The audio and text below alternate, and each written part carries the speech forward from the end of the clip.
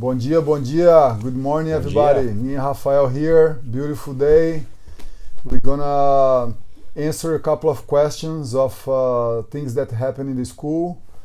And we're gonna try to share with you guys a couple of questions that the students bring it up, and some of the students' personalities, how they behave in the Jiu-Jitsu class and how they think about their progression. And how you feel today, Rafa? Awesome. Good? Yeah. Good day? A little bit sweaty because I came to work out and everything. Just work out? I didn't have time to work out today, but it's okay. It's all right. No, awesome. So yeah, this is just a new segment that we're trying now. It's a little Fortunato Q&A type of thing, and maybe we can actually answer some questions that we get all the time. So if you have any after the podcast and everything, after you see this, any questions that you have, you can send them to us and then we can answer it here.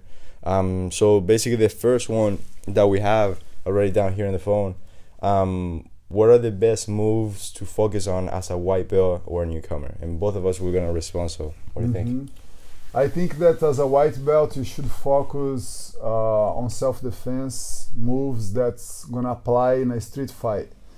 In case you get in a street fight, that should be the main focus for a white belt, to learn how to defend himself. That's going to bring him confidence, that's going to give him a general understanding of all the moves of Jiu-Jitsu, at least the basics. You know, I see often white belts come to the gym from that training in different places, and they ask like, so we're not sparring today? And I think, no, we're not sparring today, because I believe that white belts, until they get at least 4 stripes, they should be constantly drilling the self-defense techniques and learn how to combine them, and learn how to move their bodies, learn how the mechanics of Jiu-Jitsu works, and how long does it take, like 6 to, let's say 8 months to a year, right, to go through this process of the 4 stripes, depending how regular the students are. And I haven't seen any of the students like struggle or bored and come to us like, oh, can I please just stay in the advanced class? And you know, I don't see that happen. So I think like everybody's pretty happy with what's happened there. We always do a simulation drill, combine the techniques before the class finish, and a little review in the beginning, you know, and I think that really speeds the process of learning. Yeah. And since we do only 36 techniques on the program, I think that's really help the student to break down all these basics. And that's my opinion. Like, I did differently before. I did it differently, like get the students to spar like right away, and creates a different environment in the gym. Everything's different. You know, when you put a new student to train, he can either be frustrated with the results, it's pretty much impossible. You know, the way I see today, like it's impossible for you to put a beginner in a sparring situation, you know, in a sparring reality. Yes, it's kind of impossible. You know, I remember that's how I started. I went to the gym, the professor was not even there. There's a purple belt running the class. The class was just an open mat, it was a lunchtime class. Interesting. I walked in, I said, hey, I would like to try a class. Oh, good, grab that gi there. And I got this dirty gi from the hanger there, and I put it on, and they say, yeah, that's Jiu-Jitsu, and this is the arm bar from the guard, and let's That's the train first thing that you learn? Arm bar from the guard, like imagine somebody's here and trying to suffocate here, you climb the guard and go to the arm bar. Was that arm bar with the 2 legs over the shoulder? And I said, wow, this is really cool, you have to tap. And I immediately trained with somebody, what a blue belt, actually still my friend until today, Enrique, good friend of mine. We had like years of Jiu-Jitsu partnership and friendship. And I remember he overstretched my arm on the first day. First day he got me an arm bar and I tried to resist, because you try to resist, you don't know how Jiu-Jitsu works. And my arm hurt for the whole week. I remember clearly me going home after that day, and I was trying to do a smoothie and I could not hold the mixer jar. I could not hold it, the blender jar. And I remember like my arm was like weak and hurt, and I said, wow, this Jiu-Jitsu is crazy, you know. And that was my experience, and today I believe that should go in a different way. But did they teach you how to tap or not? Yeah, right there. Yeah, right there. After Right the demonstration, there, hey, you should supposed to tap. tap. Man, it's, no, you have to tap. Say, okay, now After I know. the arm just no introduction, it was. And it's like nearly 20 years ago too, back in Brazil. It's Jiu-Jitsu have evolved a lot since those days. But it's still a lot of gyms that's still doing that. But I believe that white belt should focus in self-defense basic techniques only. We are getting great results with that. Great results. No, I was gonna tell you, I was talking to one of the students yesterday, and he was what I'm trying to get from them, a little bit of like a feedback from the program. He feels basically he's still like 2 stripes, almost on the 3rd one, and he's still trying to remember all the moves, try to still understand them, because the program is pretty simple, like just 36 techniques. But for me, that I'm learning more and more how, we're still, both of us, going and teaching to the fundamentals. I'm still learning the techniques in that class and breaking it down a little bit more to make a little drills here and there. And for me, I'm still learning on the fundamentals, and seeing him still overwhelmed, not overwhelmed like he's just he feels that he can do it, but overwhelmed I have a lot to learn. So he doesn't feel that he has to go to the advanced. He's just eager to go to the advanced to learn even more, but he's still there thinking, oh, there's a lot to go through before I go. So to add up to that part, if you focus just on the self-defense part, plus you're gonna have a great foundation. And the self-defense, basically what it's going to teach you as a newcomer or as a white belt or just a starter, is going to be basically how to survive in a situation that you're going to get possibly punched or anything like that. So how to have that survival mindset, and how to survive in the bottom, for example, sometimes. So we drill that a lot. The majority of the techniques mostly there in the bottom. So that way you can understand that from there you can survive and escape and just improve the position from there. And another thing is, like, not all the students are gonna make all the way to the black belt. Yeah. A lot of people are gonna stop in the middle. Life happens. And I believe, like, if you master the self-defense techniques, you're gonna have it. Yeah. You're gonna stop after a year or maybe 2 years. You're gonna have to stop for some reason, and you have that with you in case you need. That's true. And in the other way around, if you just start to sparring, and you're gonna have that only to use inside the gym. Like train with your friends. And I think that's it's powerful. Aspects. Yeah. It's a powerful tool. Yeah, when you start that way. Yeah. Yeah. So thinking that manner of self-defense is helpful for life, and no injuries not gonna stop anything like that. Yeah, injuries have been rare in the gym. Like, we haven't seen nobody get injured lately. Like, it's beautiful, very safe. Make the classes very, very safe. The students still get a great workout. And another thing that I notice is the amount of advanced students that still come to the beginner classes. Like, there's days that's even like half of the class are advanced students, blue belts, purple belts, that come to that class just to, they feel good to come and teach other people, and connect them, bound them. There's classes that every beginner have an advanced partner. Yeah. And that's so helpful. Like, when you see, like, the class, like, the guy already have experience, he already did that program, and so good, and that tells me, like, the student, even though that he passed that's beginner part, he still like it, still like to come and do the simulation drills. Now he have more experience, now he can share a little more, can help the review part, and we can call them to come in the stage and help do the presentation for the techniques, so it's very, very beneficial. Yeah, you start to understanding more the moves and everything. Yeah. So let's move to the second one. The second one, I had this almost the same question, but in a different format. So let's put them together, basically. So how do I break plateaus or periods where I'm not getting better? And this is the other question. I don't feel like I'm getting better at jiu-jitsu. This is normal. So both of them have almost the same topic type of thing, so he has the same response. Yeah, this is very common. This feeling of getting a plateau and you're not progressing and you're stuck and you're not learning, you're not developing your jiu-jitsu the way you expect.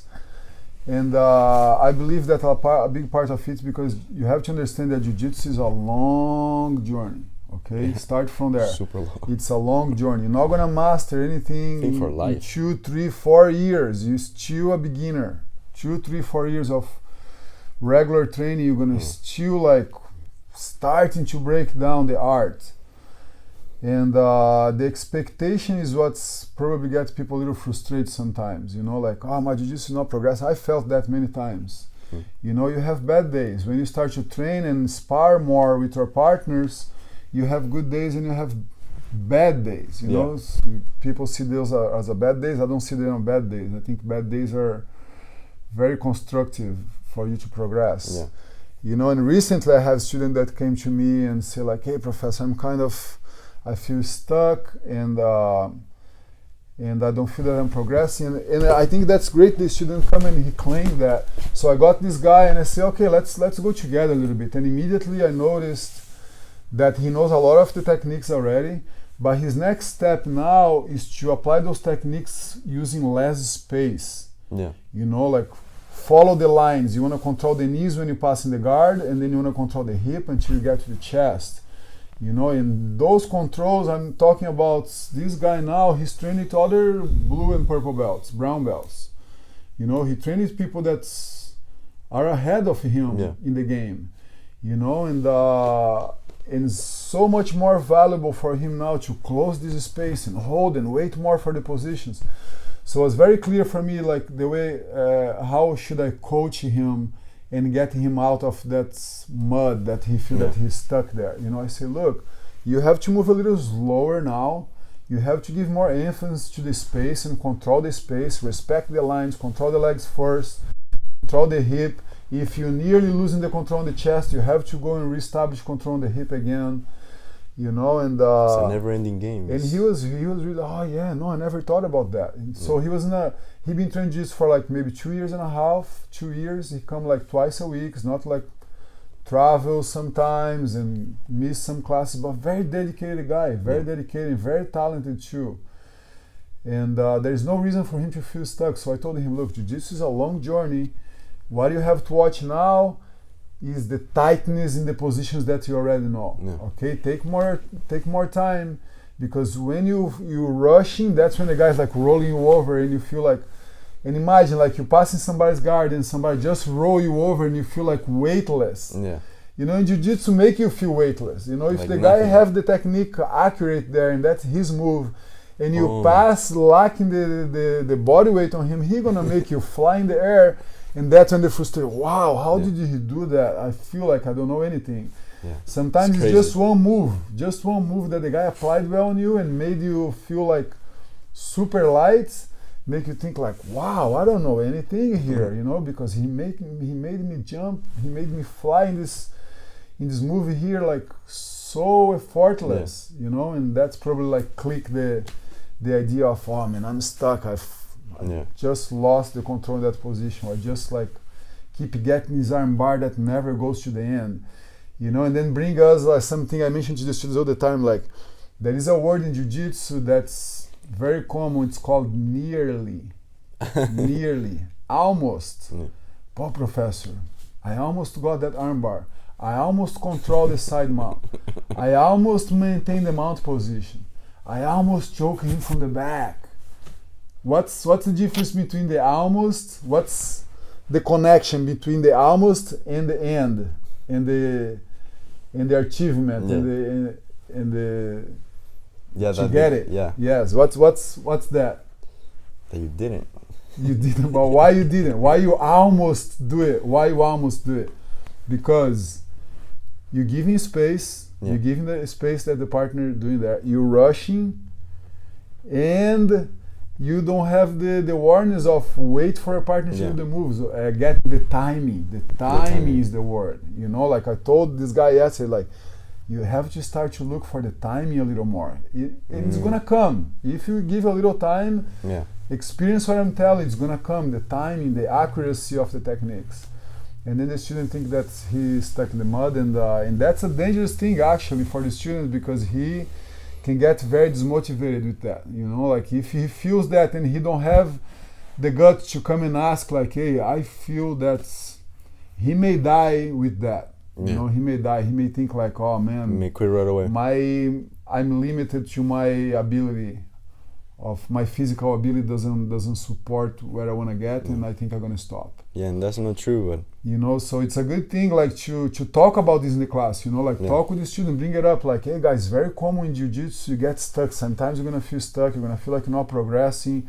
So if that ever happened with you, bring it up, and then we can help. You can get in the corner and see what's the best formula for you to get out of that mud and keep progressing, having fun. And you know, there is not a subject that's fun to learn if you feel you're not going nowhere. You know, like anything in life that you feel stuck and you're not like progressing on that. If you're a guy that chases your goals and you're an achiever, a doer, you know, you want to always keep progressing, learning, and adjusting things. You know, and jiu-jitsu is the same thing. Yeah, they feel this. Did you ever felt like stuck, like you?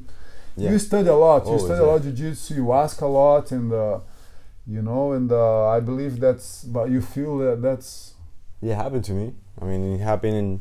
I think when I was blue belt, starting blue belt, maybe blue belt one stripe, and in reference to that, for me, what helped me out is to understand that it's gonna be a long road. When you start your expectations to lower them in a way that is realistic, that is a long road, maybe you start being self-aware a little bit of your own body limitations, it can be age, your own aches that you have, maybe old injuries, or maybe because you come just 2 times a week, 1 time a week, and like maybe stuff like that. Your goal is to tap the professor. Yeah, you think it's gonna be the goal is crazy. Kind of exactly. So you destroy your own journey by just having those crazy expectations. So that's what happened, and in that part, I feel like I need to control, I need to submit people and everything like that. And I was talking to one of the students. It was recommended to attack a little bit more. And then when I did that, I got the feedback right away. In a few weeks, I got a little bit injured, but it wasn't super minor. And that gave me the response, like I was just in the right path.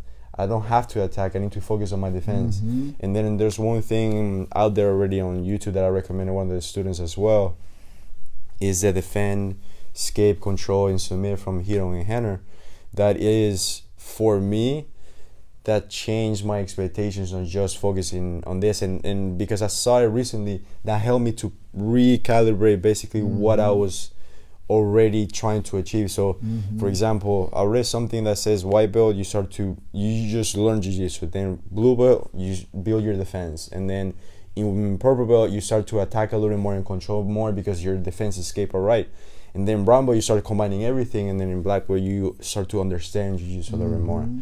Very true. Very true. And then when I read that, I was like, I'm just gonna focus on my defend, and then with focusing on my defend, when I defend well, the person is not gonna get me as easy, and now I can focus on my escapes because I can see it now. Like me while defending, I know he's not gonna do anything, so I can understand and feel and play the game a little bit more, and feel the space a little bit more, or feel the weight distribution differently a little bit more in my left, so I am going to push in that side and everything. That's the weightless part that you were talking about. So the defend and escape, I focus on those two, and then when I do my escapes right, now I'm going to focus on my control. And then so it clicked for me, those 4 concepts, now that we should focus. That's like in an order, meaning that you should focus first on those on the defend, and then escape, and then control, and then submit. So when you start to understand that, your expectations lower more, because you're not gonna be like, I need to control and submit right away. No, just defend. You stay there on the bottom, defend. If you get time, no problem. Ask questions, keep going, and that's gonna get you out of the plateau. And because your expectations are too high. Maybe it's something that you're trying to, like Jackson said, you're trying to top the professors. It's not realistic at all. Hey, I like this part. Let's review this part again. That's very interesting. I think that's going to help a lot the students to understand the 10 years minimum time that's going to take you to go from white to black. Yeah. White belt, what's the focus? White belt is just understanding jiu-jitsu, like self-defense. Understand what jiu-jitsu is. Yeah, just learning the basics. Right, basically. the basics, learn the basics, the self-defense program, understand the body mechanics. Yeah. Breathing, control your gas, control your energy. Yeah. Blue belt. Blue belt, I read that it was focusing on your defense development. Yeah. Develop your defense in a way that your partner passes your guard. Yeah. And it's really hard for him to submit you from the side, really hard for him to submit to the mounts. Just building your defense. And even though like when you are blue belts, 3 stripes, 4 stripes already, you should be very comfortable with somebody mounting you and attacking you there. Yeah. Is that correct? Yeah. Not like change your breathing or anything because somebody attack you from the back or from the mount, right? That would be like the end of the blue belt. Yeah, that basically the blue belt will be like the concept that we were talking about, the defending escapes. That's the blue belt and purple belt. So the end of the blue belt, we already talking about 3 years and a half of jiu-jitsu. Okay, you're like nearly a purple belt now. You've been doing jiu-jitsu for nearly 4 years. Yeah, imagine being 3 4 years years and a half. And I was going to ask understand how to be comfortable in somebody's. Yeah, and I was going to ask you this: the blue belt is the longest one. Yeah, it's the longest. Yeah, yes. So and it makes sense. You learn a lot in the blue belt. And it makes sense because you start building your defense and escapes. That means that you have solid skills to now play the game, meaning that you can focus on you have confidence on defending and escapes enough for you to now play on the control and submission. Because if you miss something and you get rolled over, you're gonna be like, I got it. Yeah. So you're gonna be more calmer. Yeah. You're gonna be much calmer, so you can play the game. Purple belt. Purple belt. Yeah. So purple belt, the person said now you start to develop your attack, so you're controlling submissions. Basically. So now that you can survive from anywhere, you don't gas out in panic when somebody's attacking you. Yeah. You also can focus on attacking the other opponent. Yeah. Your opponent. You can start to focus on trapping him and stuff there because you're not scared to be rolled over and under. You feel more comfortable. Bad situation, no uncomfortable anymore, so you can start to apply more attacks, and take the risk. Yeah. Good. And then we talk about for purple belt. You already doing jiu-jitsu for 6 years. 6 years of dedication. Already watched a lot of documentary jiu-jitsu, philosophy about it. You know who Carlos, Helio, all those guys, you know the Grace family, where they come from, and then you got your brown belt, and then what's your focus? So the focus that the person said there in the article says, now you can mix everything up a little bit more. Your attack, game, defend, move around. Just mix it up and focus on play a little bit of stand up. Yeah. And then it says as well, I think one of the things that I remember from the article, it says you're gonna start focusing on the ones that work the best for you. Yes, you're gonna filter, right? Yeah. By the brown belt, you're gonna filter everything what fits you better on the journey. You're gonna master that game that really gives you the results.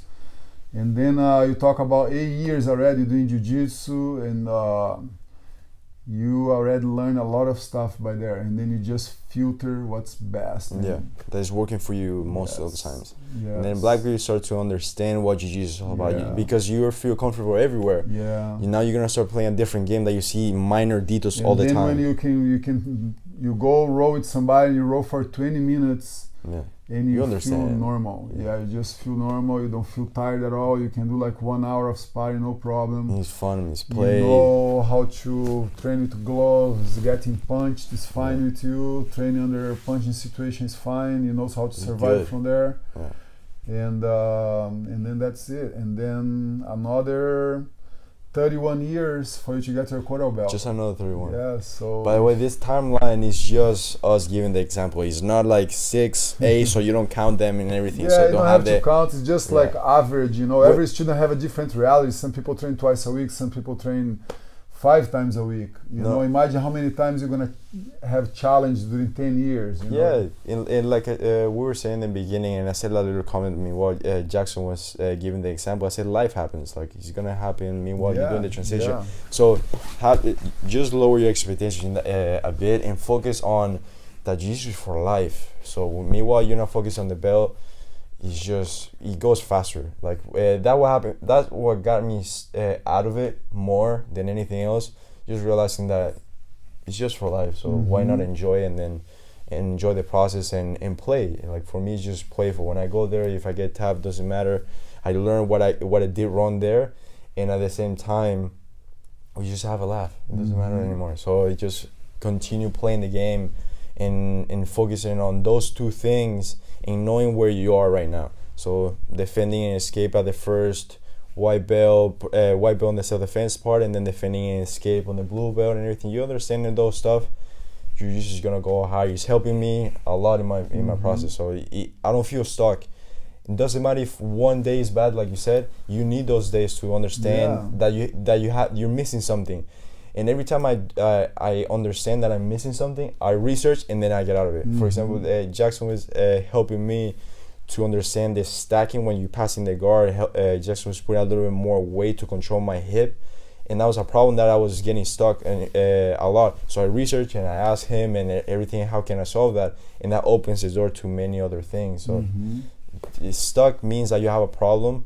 Just ask the questions, get your answer, and then research, and then you just have fun with it. Try it out, and the mats are laboratory basically for you to experiment. So it doesn't matter.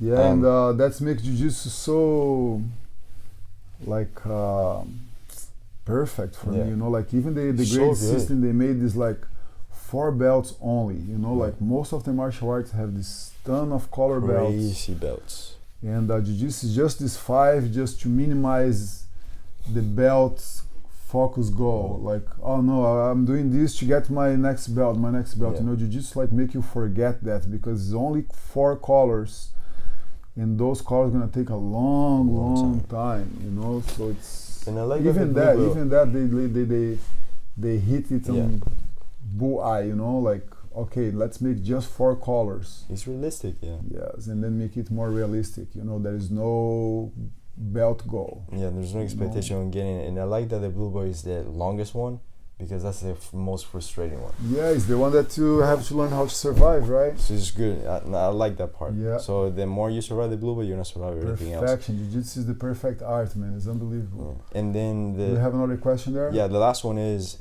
jiu-jitsu enough? Meaning that if I practice only jiu-jitsu as self-defense, is it enough for me to defend myself in the streets? Okay, that's a good question too. So who asked this question? Anybody asked this question for you? Many people ask that question. Yeah. So is jiu-jitsu enough for you to defend yourself in a street fight? My answer is yes. And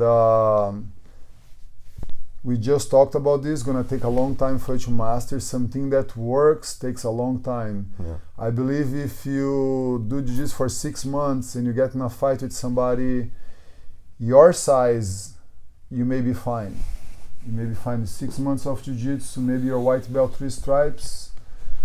You're gonna be fine if you fight somebody your size and you know somebody not very aggressive. You know.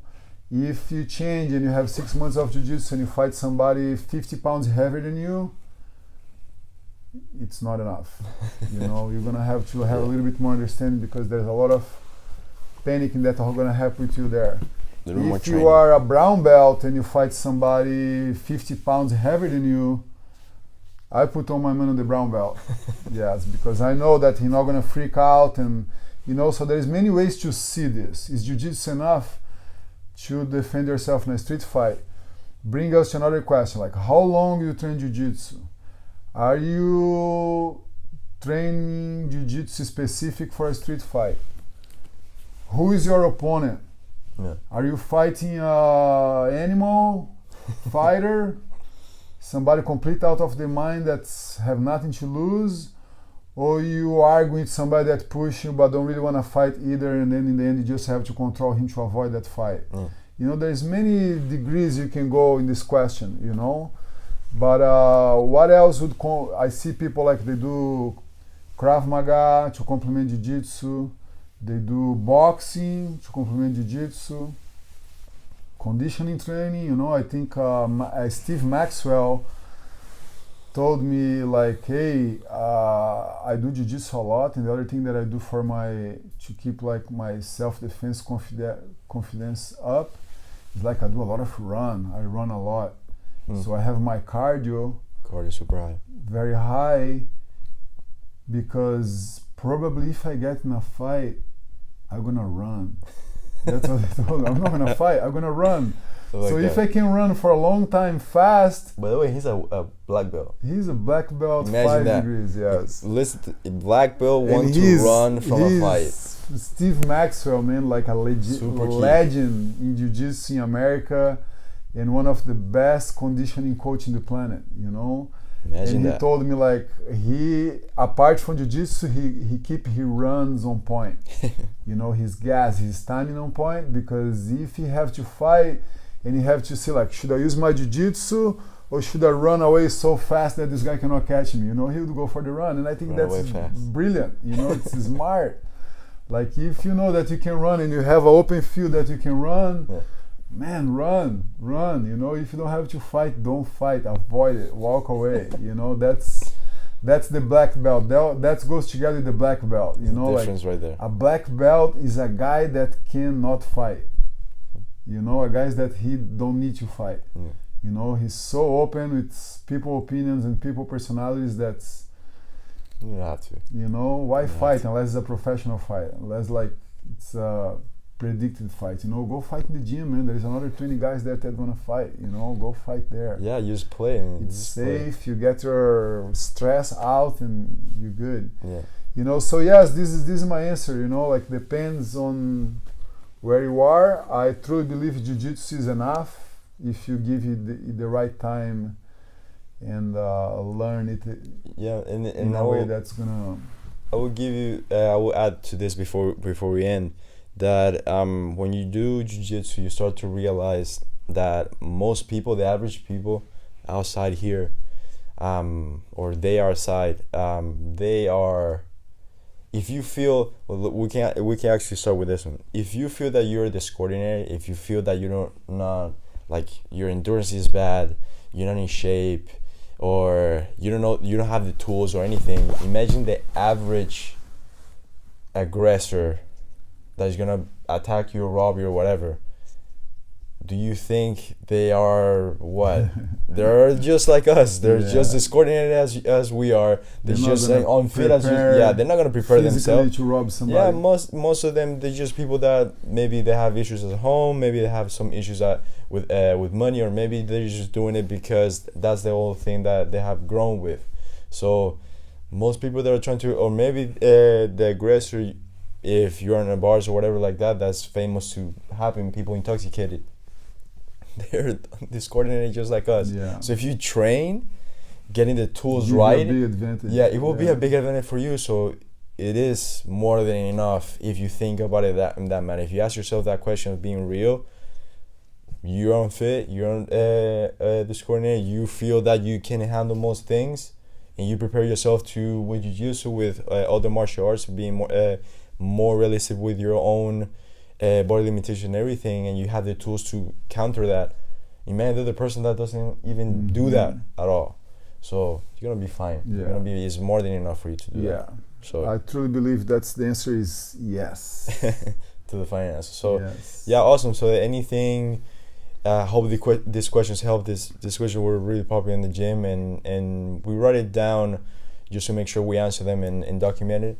And then if you have any more of these, because there's plenty more, just submit them here. We're gonna send this as in the newsletter, in the social media and everything, so you can comment, you can respond to the email, respond to the text that we send sometimes as well, and have fun with it. Just be super curious about it, so we can help you. We love asking some questions here, so awesome. Yeah, make sure you ask questions. It's is a key part of your progression in Jiu-Jitsu. You know, let your professor know what you feel, what's your goal, where you are, how deep is the mud that you're stuck in, you know, let your professor know. And you professors also mention these things in the class, you know, gonna prevent you to lose lots of students that you lose it, sometimes you don't know why. You know, bring these subjects up in the class, you know, in the end of the class, in the time that you sit and talk a little bit, bring this up, you know, like, hey, I used to get stuck, and, you know, let the students know that's a normal thing that's you feel during the Jiu Jitsu long journey. Yeah, thank you, Rafa. Awesome. Thank you, bro. Good job, man. Let's go, guys. See you later.